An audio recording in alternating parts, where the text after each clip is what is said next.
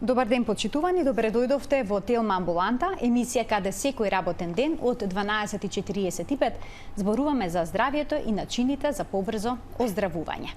Премногу луѓе умираат од срце предобро за умирање, е изјавата на еден американски познат кардиохирург. Од последиците на инфарктот на срцето, смртноста е голема пред се поради непрепознавањето на првите симптоми на болеста, но и неупатеноста за важноста за адекватна и брза прва помош. За болестите на срцето, причините кои што доведуваат до нив, за знаците кои што навестуваат инфаркт и за самиот инфаркт, како и за справувањето со оваа болест, денеска зборуваме со доктор Марина Јуруковска, специјалист кардиолог од приватната болница Аџибадем Систина. Добре ни дојдовте, докторке. Добар ден. Добро ве најдов. Понекогаш пациентите чувствуваат мачнина, потење, преголем умор, симптоми на настинка, па дури и на стомачен вирус. Може ли тие симптоми всушност да бидат еден предзнак за инфаркт? Обично имаме типична симптоматологија кај пациентите кои што доживуваат инфаркт, но секако, како што кажавте, може да има и атипични симптоми, значи најчесто се јавува тежина, стегање во градите, кое што може да се пропагира кон вилицата, кон рацете, особено кон левата рака, зависно од локализацијата на инфарктот. Значи, ако имаме инфаркт на долниот зид, може да бидат симптомите во вид на гадење, нагони за повраќање и така натаму.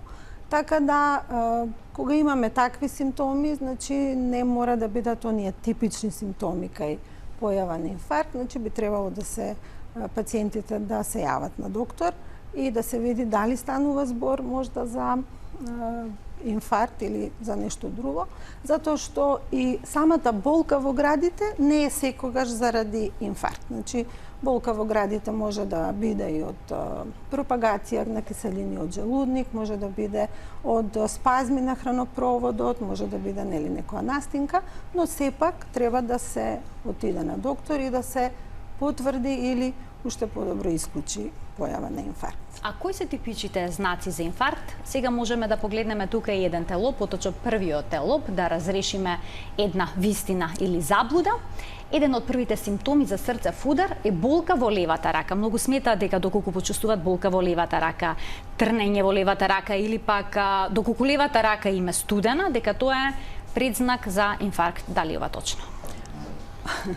Пациентите знаат често да дојдат на кардиолог затоа што имаат проблеми само со раката. Значи, обично се јавува градна болка која што се пропагира, се шири кон левата рака. Значи, најчесто кога доваѓаат заради симптоми кои што се исклучува во раката, значи не станува збор за инфаркт, може да бидат различни мијалги, може да бидат проблеми со зглобовите и така натаму, особено кога ќе дојде пациент па кажува дека болките му се зависни од движења, од промена на положба, значи тогаш во тие случаи не станува збор за инфаркт на срце. Така. А се случува ли пациенти кои што имаат гастрични проблеми, понекогаш да се јави кај нив поджригнувања, гадења, па болки во градите и да не придадат значење на таа состојба, сметајки ете дека можеби се работи за некој гастричен проблем, а всушност да станува збор за некој предзнак за инфаркт? Така, па за жал има такви случаи, тоа е точно. Значи, не така ретко се среќаваме со такви пациенти, особено кога станува збор, како што реков, за инфаркт на долниот зид, значи може да биде таа гастрична симптоматологија и за жал може да се пропушти. Така има некои истражувања кои што велат дека 1/3 од пациентите немаат никакви симптоми пред ударот, а оние пак кои што имале некакви симптоми, половина од нив ги занемариле. Зошто тоа се случува така? Па да, значи не секогаш инфарктот може да биде со симптоми, значи симптоматичен, имаме и асимптоматични инфаркти. Тоа често се случува кај диабетичарите заради таа диабетична невропатија, може кај повозрастни луѓе, така да особено диабетичарите треба да знаат дека може да имаат инфаркт, може да чувствуваат само замор, може да, значи, акутно настанат замор, може некоја нетипична нелагодност во градите, значи не оние типични симптоми за за појава на инфаркт на срцето, значи они сепак треба да бидат попредпазливи и да се јават на кардиолог. Ајде сега да разрешиме уште една дилема, да го погледнеме следниот телоп, односно следната вистина или заблуда, која што вели: симптомите за инфаркт се разликуваат кај мажите и жените. Има ли вистина во ова? Дали ги чувствуваат на различен начин симптомите?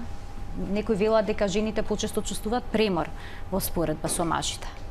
Да, значи мажите најчесто, нели, во литературата ги имаат оние типични холивудски инфаркти, нели, кога ќе се фатат за гради, кога имаат силна болка.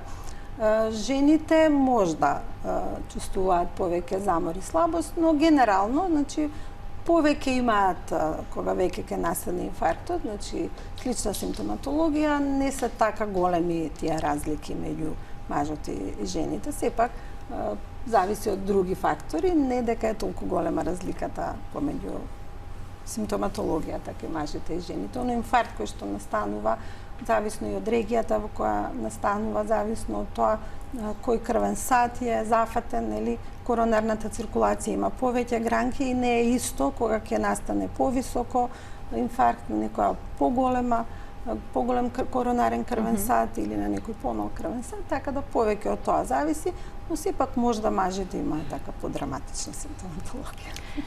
Во овој дел на емисијата ќе им дадеме можност на гледачите да се вклучат во програма на телефонскиот број на телевизија Тилма 3076 677. Слободно јавете се, поставете прашање поврзано со денешната тема, тоа се срцевите заболувања, пред се инфарктот.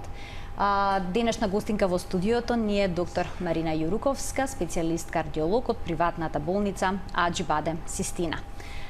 Докторке, кога настанува инфаркт? Дали крвните садови треба да се 100% запушени, затворени? Основата, значи, етиолошка на појава на инфарктот е атеросклерозата.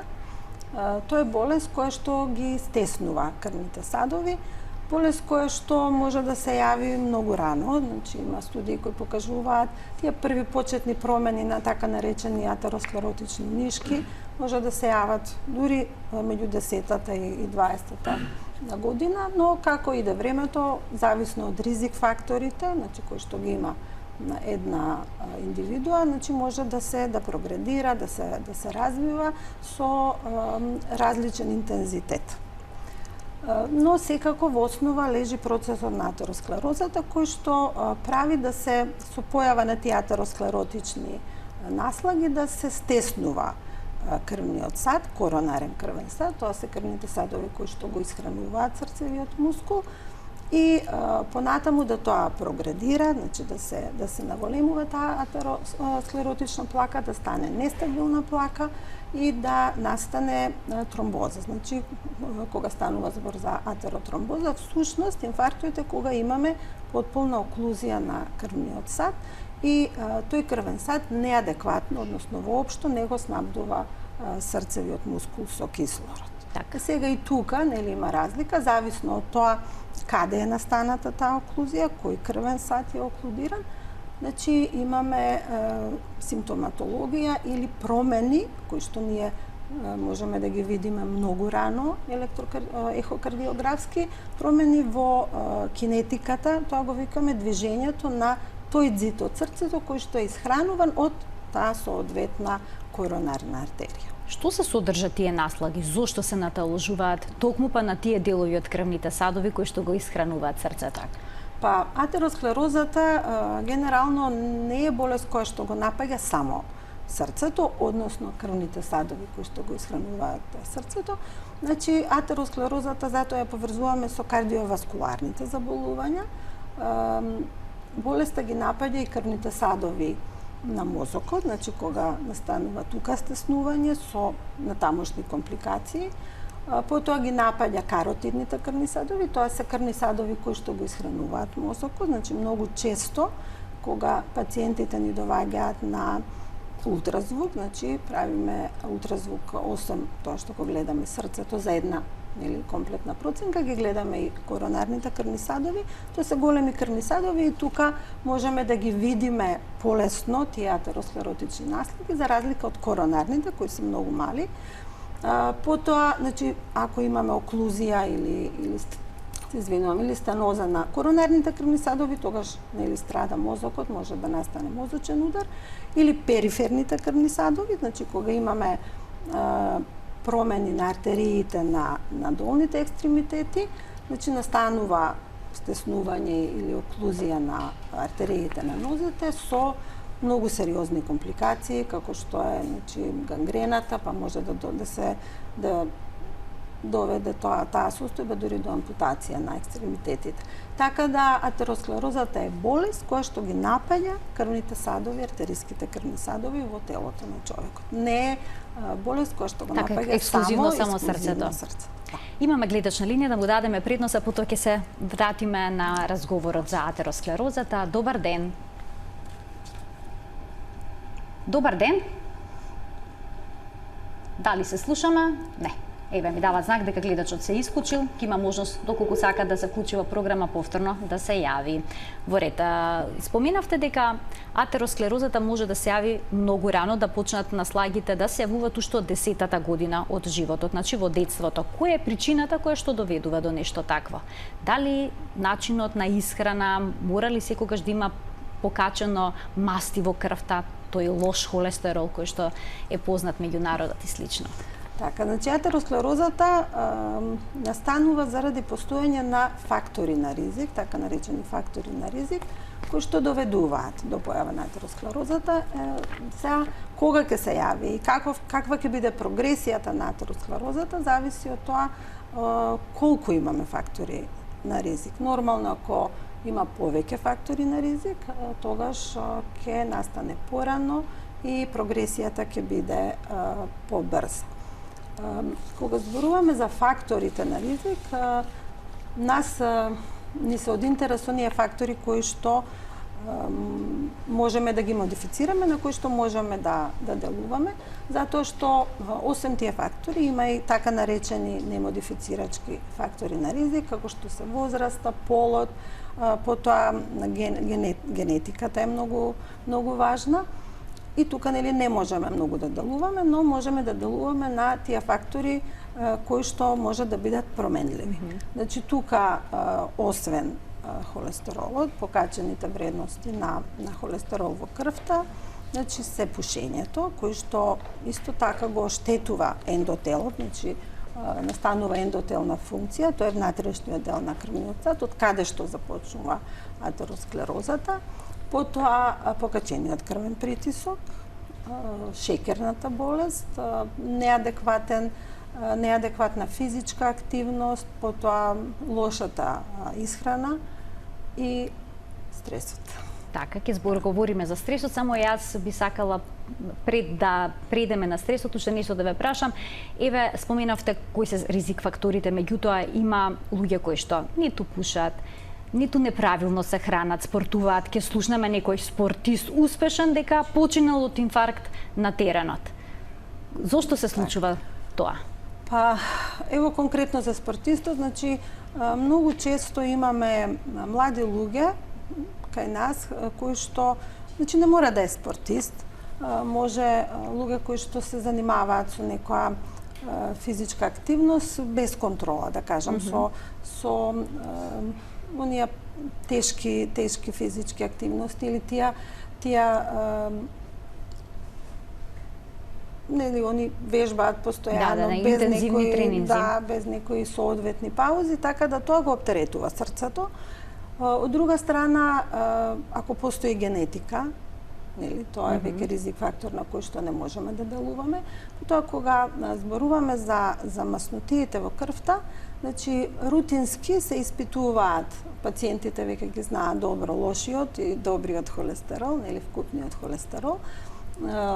Така наречениот лошиот холестерол е оно што ги таложи маснотиите во крвните садови, а добриот HDL холестеролот кој што ги враќа во хепарот. Значи може да бидат сосема нормални и пациентот да мисли дека нема пореметување во метаболизмот на мастите, но тука има и генетски фактори, особено е многу значен така наречен липопротеин А, кој е високо атероген, се таложи во крвните садови, кој рутински не се испитува. Значи, негови високи вредности при нормални вредности на сите други кои што се рутински испитуваат, знае да даде појава на инфаркт во раната возраст. А може ли да има пациентот инфаркт без атеросклероза, односно без никакви стеснувања односно задебелување на крвните садови? Тоа се многу ретки. Тоа се исклучоци? Да, исклучоци, ретки состојби, некои емболуси, спазми и така натаму, но сепак кога зборуваме за инфаркт на срцето, значи мислиме на појава на атеросклерозата, која што со својата прогресија потоа доведува до инфаркт на срцето. Пред малку го спомнавте стресот. Каква улога има стресот, односно високото ниво на адреналин? Вела дека адреналинот во големи количини, доколку постојано го има, е токсичен за телото. Така, да, па стресот веќе и се опишува како значаен ризик фактор. Стресот, за жал, е нешто што стана секојдневие во животот, значи многу се важните индивидуални карактеристики на особата, значи колку може да се справи со тој стрес, особено ако има некои од другите ризик фактори. Пациентите кои што се под стрес, немаат ниту здрав начин на исхрана, пушат сите цигари, пијат алкохол, сите, не сите, али повеќето од нив. Така да, стресот секако се опишува како значаен ризик фактор за појава на срцево заболување и, што е исто така важно, во помладата возраст, кога оној активен период, кога сите сакаат да се докажат, работат многу и така натаму. Имаме гледач на линија, ајде да го вклучиме. Добар ден. Дали овој пат ќе успееме да го вклучиме гледачот со негово прашање? Добар ден и добре дојдовте во Телма амбуланта. Мислам дека имаме некакви проблеми со линиите, од режија што велат, ништо, значи не успеавме да го вклучиме и овој пат гледачот. Кога сме, уште малку ќе се задржам на стресот и на адреналинот. Велат дека и дури пациентите кои што имаат преживеан инфаркт, доколку лесно се нервираат или ако се изложени под стрес, многу полесно може да добијат уште еден инфаркт кој што би бил фатален. Точно ли е ова? Во принцип да, на нервна база, што би рекле. Па не, тука се и факторите на ризик, да. И сега многу е важно како пациентот се однесува после прележаниот инфаркт. Дали ги слуша советите на докторот, дали, например, оние ризик фактори кои што довеле до појава на тој инфаркт, успел да ги елиминира. Значи, дали ја зима редовно својата терапија, дали го променил стилот на живот, физичката активност и така натаму.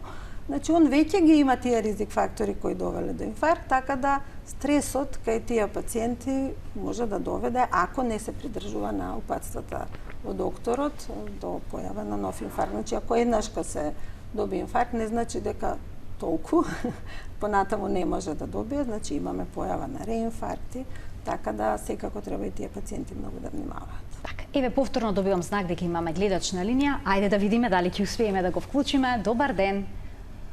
Добар ден. Добар ден, во програма сте, повелете. Сакам да ја прашам докторката со теоретна жлезда, дали тоа има?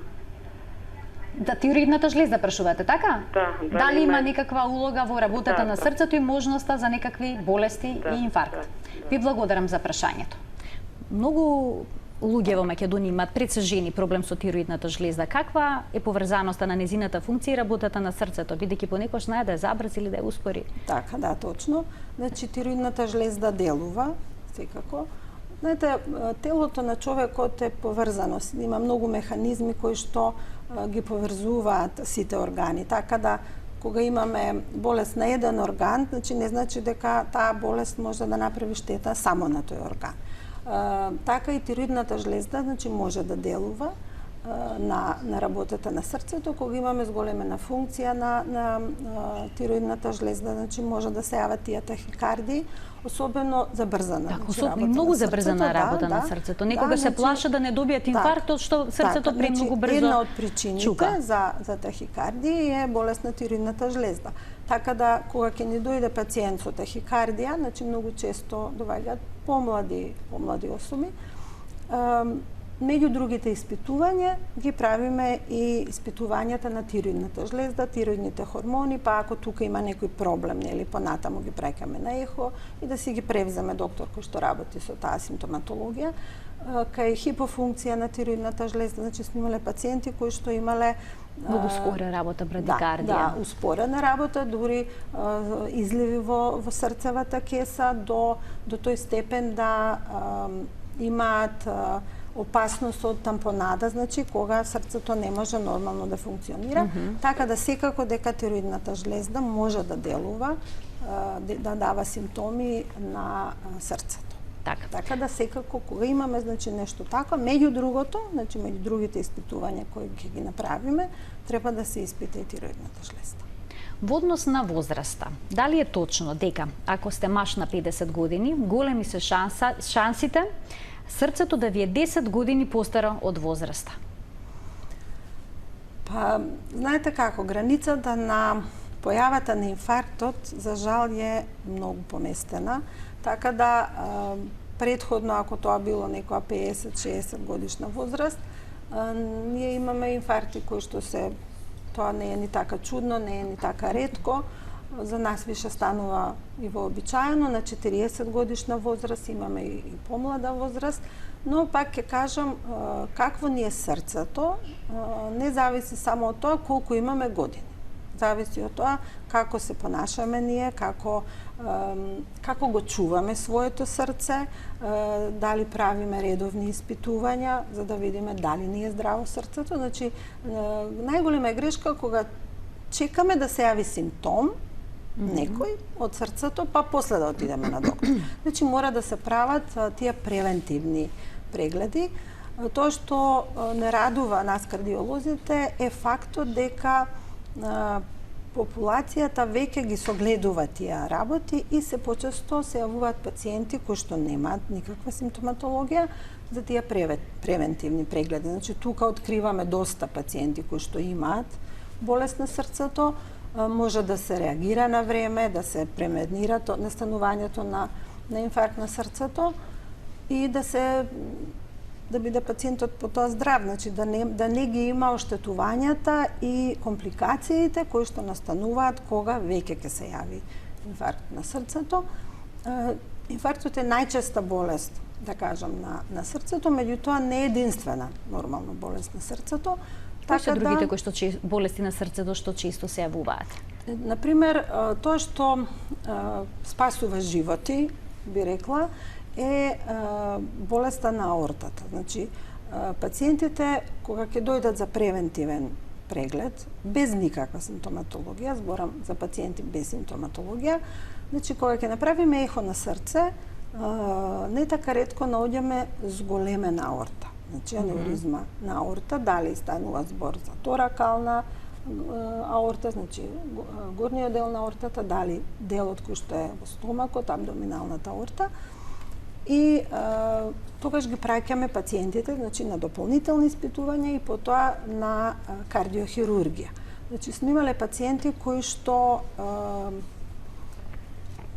завршувале на операција заради таа зголемена аорта и би кажала дека им бил спасен животот, затоа што кога имаме зголемена аорта се истенчува зидот на крвниот на аортата, тоа е најголемиот артеријски крвен сад во телото на човекот и значи може да настане дисекција, може да настане пукање на тој зид кое што е неспојиво со живот, затоа е многу важно да се тоа диагностицира пред да настанат симптомите. Потоа валвулите на срцето, значи пациенти доаѓаат со замор, со гушење, ќе се жалат на кашлање, значи тоа е симптом кој што се јавува кај срцевата слабост. Ние со ехо, значи многу лесно, многу едноставно, тоа е неинвазивна метода, ја гледаме функцијата на срцето, димензијата на срцето, гледаме валвулите во каква состојба се, значи многу често имаме болест на валвулите, која што може да се излечи. Значи, колку порано, толку подобро, пред да настанат некои промени сериозни во срцето. Така да, тие превентивни прегледи, значи, откриваат не само коронарна болест, него откриваат многу болести на срцето. Доктор Марина, имаме гледач на линија, да го вклучиме во Телма амбуланта. Добар ден. Добар ден. Добар ден, во програма сте, повелете. Имам едно прашање, прво поздрав до докторката и до вас. Кај неколку кардиолози сум бил на прегледи и кај докторката бе.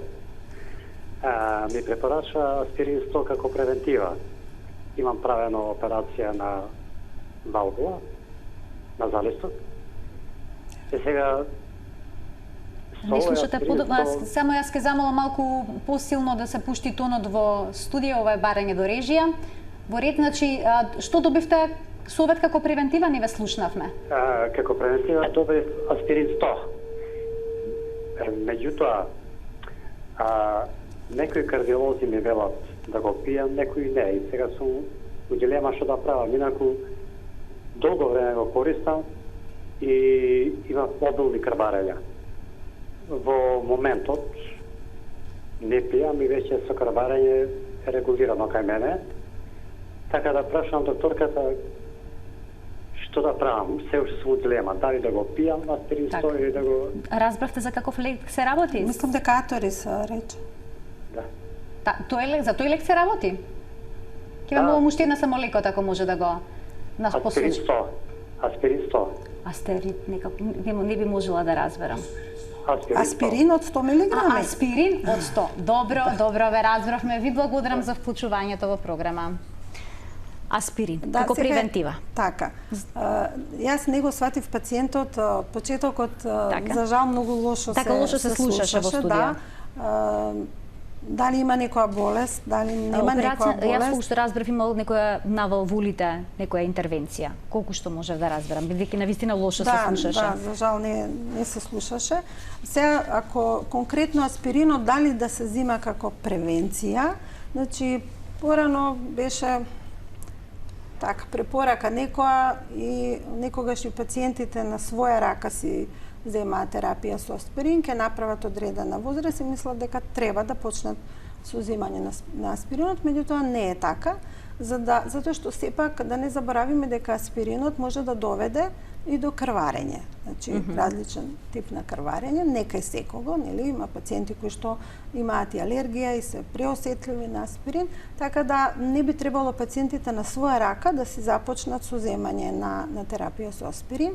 Сега за превенција кај пациенти што немаат никакви ризик фактори, значи не би требало да го земаат аспиринот, значи све зависи од советот на докторот, така да сепак треба да дојдат да се испита срцето, да се видат ризик факторите или нели некои други, дали има кардиоваскуларни заболувања, па тогаш да се донесе одлука и да му се каже на пациентот дали да зима или да не зима аспирин. Меѓутоа генерално секој што направи одредена возраст не треба да зема аспирин, така. Без препорака на доктор. Тука ќе направиме една кратка пауза, ќе погледнете краток рекламен блок, по што се враќаме во студиото и ќе зборуваме за првите моменти кога пациентите ќе почувствуваат болка, кога ќе доживеат инфаркт, што треба да се направи во една таква ситуација. Останете на Телма.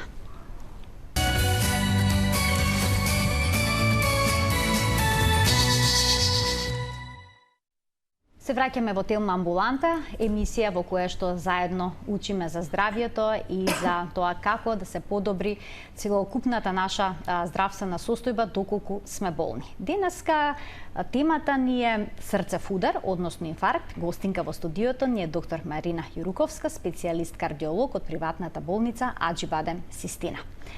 Пред да преминеме на тоа што треба да се направи во моментот кога пациентот ќе добие инфаркт, дали е точно дека смртноста од инфарктот е навистина голема, околу 50% од пациентите умираат поради тоа што не се навремено информирани што треба да направат како прва помош и не ги препознаваат знаците на болеста? Па би кажала дека сега со современиот пристап на лекување на инфарктот, таа смртност е многу намалена.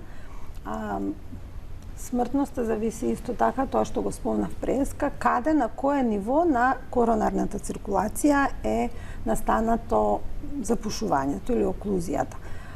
Значи, сега многу е важно да пациентот кога ќе ги добие симптомите, значи дури како што кажав, оние симптоми што се нетипични за инфаркт на срцето, значи симптоми, нели што кажавме, може да има нелагодност во градите, не типична градна болка, може да има замор многу изразен, кој што не може да го објасни со ништо друго. Несоница, Несоница, да, и носеницата е опишана. Значи, или болки, како што рековме, ако има инфаркт на долниот зид, значи кога веќе ќе диагностицираме инфаркт, или кога пациентот ќе ги осети симптомите, или оние типични симптоми, со појава на градна болка, која што се шири во вилицата, во рацете, левата рака, и еден симптом кој што е многу карактеристичен за инфарктот е, ќе ви каже пациентот, облевање со ладна пот. Значи, треба веднашка да се реагира, веднашка треба пациентот да не чека, нели, да се смират симптомите, па мисли дека можда и не е тоа срцев удар, можда е нешто друго, затоа што е многу важно да се интервенира порано. Така, ќе зборуваме сега за тоа. Ајде да почнеме од почеток, да го видиме првиот телоп, да разјасниме уште една дилема, вистина или заблуда. Третиот телоп ќе замолам од Реже да го погледнеме, кој што вели: пациентите што се сомневаат дека имаат инфаркт, треба веднаш да испијат аспирин. Да, во принцип треба да се испие аспиринот. Кога ги имаат тие симптоми, значи треба да земат аспирин. Да го испијат аспиринот пред да повикаат брза помош или потоа? Што е поприоритетно? Нека испијат прво аспирин, или секако тоа е секунда работа да се испие аспиринот, или значи во исто време ќе повикаат и брза помош. Така. А дали во тие моменти можеби треба да земат и нитроглицерин доколку го имаат во домот, бидејќи не сигурно проблеми со срцето? Да, доколку го имаат, треба да земат, затоа што нитроглицеринот не го има секој, нели, нормално дома, али оние пациенти кои што имаат проблеми со срцето, кај кои што е диагностицирана, значи некое заболување на крвните садови, или веќе имаат прележано инфаркт, или не мора да имаат прележано инфаркт, значи може да имаат некои симптоми, болки кои што се јавуваат во напор, па дошле на кардиолог на време, направени се соодветни испитувања, направена е коронарографија, видено е дека некаде има некое запушување и е реагирано на време. Значи ставен е стент, или зависно од наодот, пациентот може да е упатен на кардиохирургија и така натаму, и тие пациенти најчесто чуваат дома, значи нитроглицерин, значи он ги дилатира крвните садови, го подобрува снабдувањето на мускулот, така да секако не е на одмет да. Така, но доколку нема, тогаш аспирин е доволно. Па да, и веднашка да се повика, значи терапија за покачен притисок, дали во секој случај треба да испијат апче за крвен притисок, бидејќи може да има нормален? Дали тоа може да искомплицира ситуацијата? Не секогаш, значи може да станува и избор за хипотензија, значи не можеме да бидеме сигурни. Ако нели додека се повика брза помош, додека дојде брза помош, обично сите пациенти сега имаат дома апарат за крвен притисок, така веднаш може да измерат. Особено ако е пациент кој што веќе боледува од покачен крвен притисок, па зима соодветна терапија. Да, меѓутоа сепак треба прво да се провери. Не може да се земе некој лек без да знаеме дали има потреба да се земе или не. Зборам за антихипертензивите. Ајде да ги слушнеме прашањето од гледачите. Добар ден. Добар ден. Повелете. Поздрав до вас и до докторката. Благодарам. Јас сум правен операција од аортата. Така. После ми се тромбозира ногата десна, па и левата. Со циркулацијата сум многу слаб. Пијам за циркулација цилесо и овие по шема што се апчиња и за притисок нормално. Ама пијам за притисок, овие што ги пијам амлодипин, ми потекува ногата доле на стапалата. И предлог ми дадоа некои аптекарки, некои тие, да сум пиел некоја Лориста X 50-17/5, таа содржала и фуросемид и за притисок тоа амлодипин во едно биле. И 2 дена пробав, а сега сум другата недела на контрола и гледам ми спадна отокот на ногата лева. Од кога го прекинав амлодипинот. И сега не знам што да правам, додека појдам дури на 15 ден на контрола што да правам докторка ако може нешто Така, добро. една И консултација, до циркулацијата сум многу слаб, кога одам на едно 50-100 метра морам да одморам па да продолжам, поготово десната нога. Така, ви благодарам за вклучувањето во програма. Да, пациентот има клаудикација, тоа значи нели болки во нозете при одење, значи како што кажа мора да застане, колку што свати веќе е дијагностицирано, веќе е направено, претпоставувам артериографија и видено дека има запушување. И сега конкретно за амлопинот, тоа е лек кој што како нус појава ги има тие отоци, ги дава тие отоци на екстремитетите. Значи има таа група на лекови, лерканидипин, кој што помалце ги дава отоците, но сепак се забележува и кај нив промена во однос на тие отоци. Така да, ако е добар притисокот со оваа промена на терапија, значи он лориста Х пие каде што точно е тоа дека има и диуретик, значи ако е доволно тоа, ако го регулира притисокот, во ред, значи нека си продолжи со таа терапија. Сега он има, колку што сватив, и тромбоза дијагностицирано и зима антикоагулантна терапија, зима синдром по шема. Не го сватив само точно кога рече дека треба да дојде на контрола. До 15 на дена, така, но ако веќе и пие лек Цилесто, тој нека си продолжи да го пие, но не знам зашто би чекал, ако се тие изразени симптоми, тие болки, зашто би чекал 15 дена. Значи, би требало да се јави, поскоро па да се јави на лекар. А што се однесува до аортата, значи веројатно си оди на редовни контроли за, не знам сега на кој ниво, кој дел на аортата е опериран, дали е со аортата, дали е можда со аортна валвула, но претпоставувам дека тој дел си го контролира, затоа што е многу важно да го контролира тој дел. Во продолжение на емисијата ќе имам уште две прашања од гледач. Добар ден. Добар ден, во програма сте, повелете. Ало. Добар ден. Ало, ме слушате? Да, ве слушаме многу слабо, ќе ве замолам само да го намалите тонот на телевизорот. Тонот на телевизорот и сосема намален. Така, добро, повелете. Сега, едно прашање до докторката.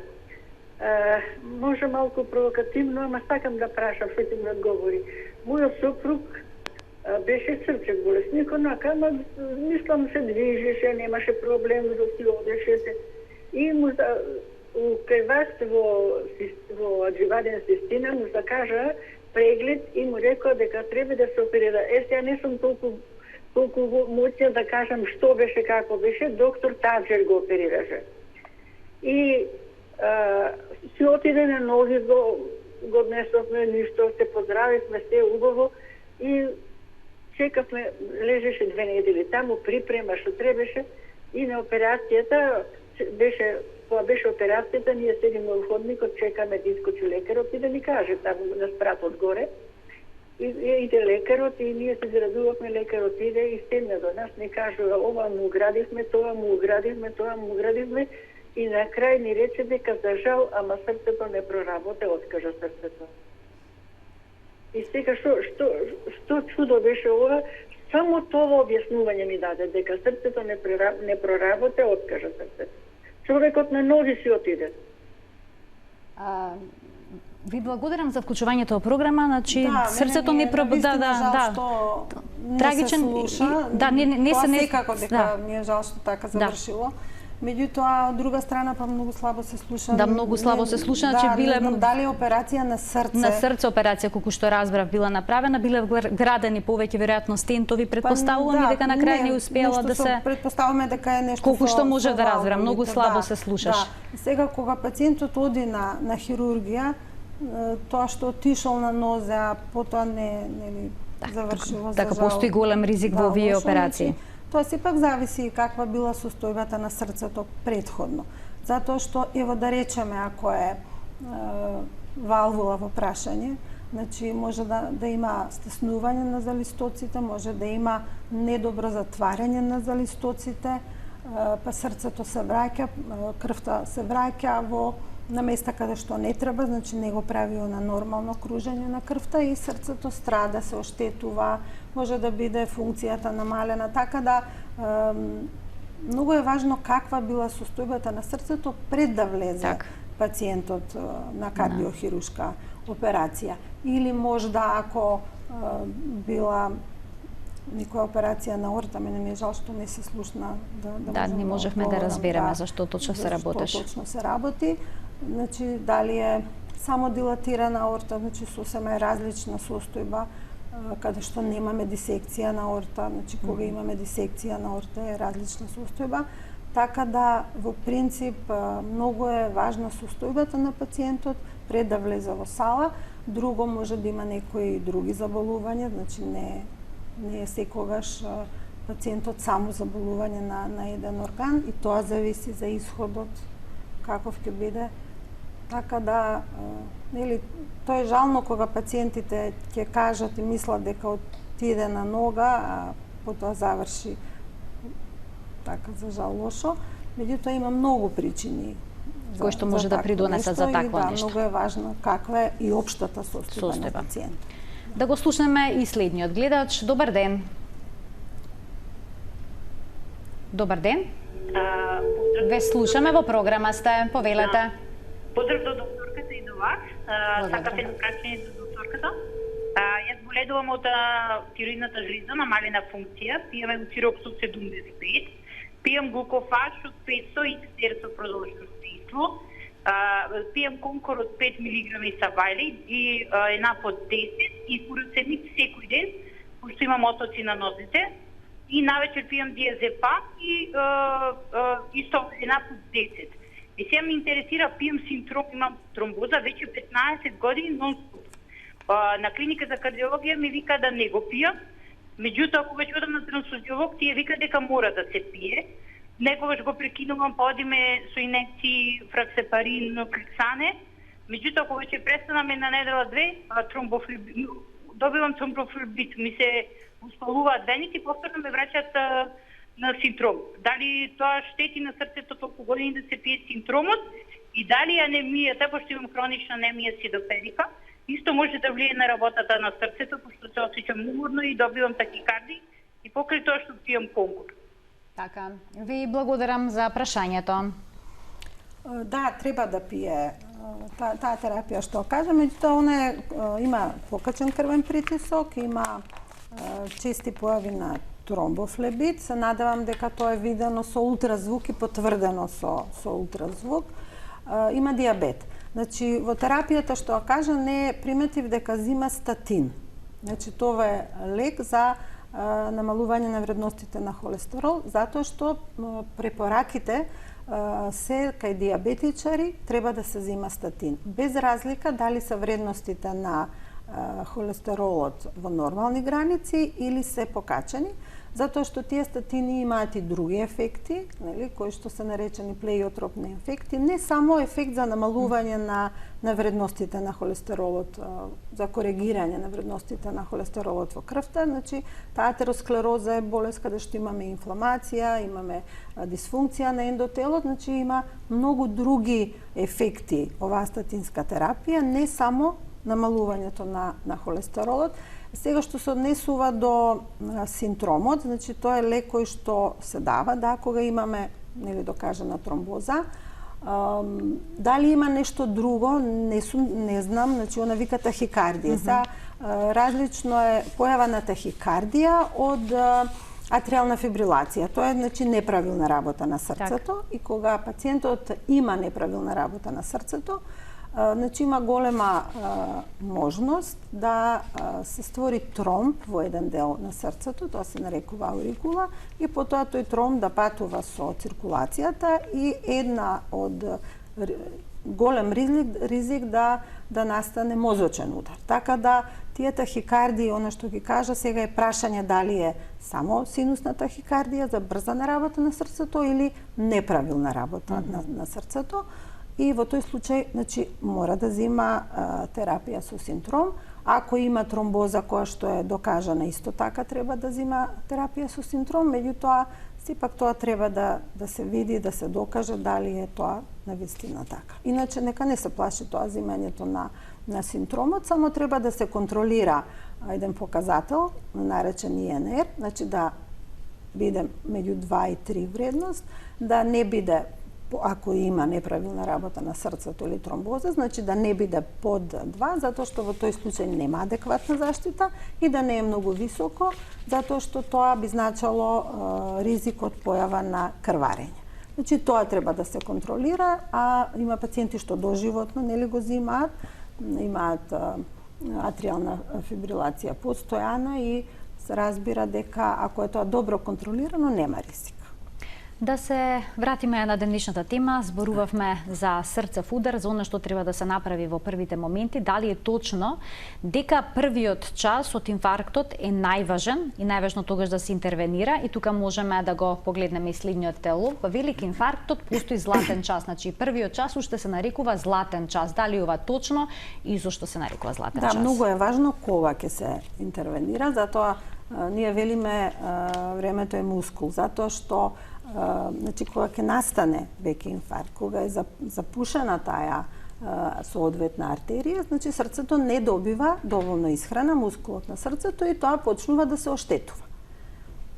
Така да ако на време се направи реваскуларизацијата, значи ако се отвори тој крвен сад, срцето си ја добива соодветната исхрана и нема да трпи оштетување на мускулот. Затоа што ако веќе настане оштетување на мускулот, значи потоа имаме компликации, може да настане анеуризма на тој дел на срцето, кој што е поврзано со пореметувања понатаму на ритамот, слабост на срцето, намалување на глобалната пумпна снага на срцето, така да колку порано се интервенира, толку подобро. Ајде да ја погледнеме и следната вистина или заблуда. Доколку некој по 35-та година одлучи да почне интензивно да вежба, дали треба да направи кардиолошки преглед пред се стрес тест? Да.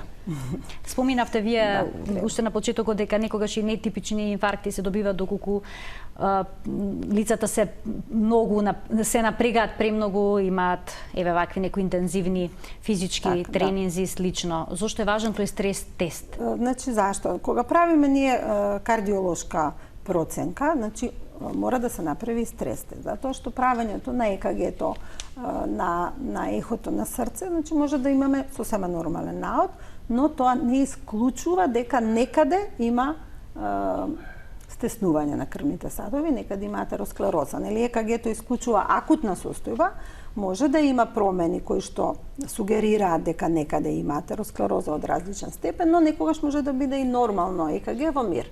Значи тоа не исклучува појава на коронарна болест.